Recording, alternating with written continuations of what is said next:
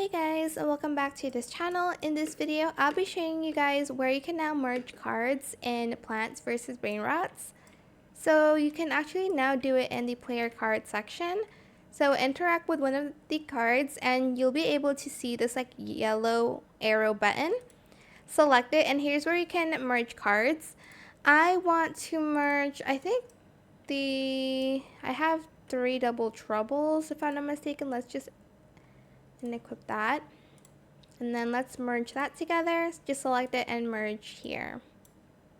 And that is pretty much where you can now merge cards in Plants versus Brainrots. I hope it was helpful for you guys. Don't forget to like, comment, share, and also subscribe to this channel if you haven't done that already. If you have any more questions about this video, just leave it in the comment section down below. I'll try my best to answer them all for you guys. And if you found this video helpful, please click the thanks button as well. That is it. Thank you so much for watching. Bye.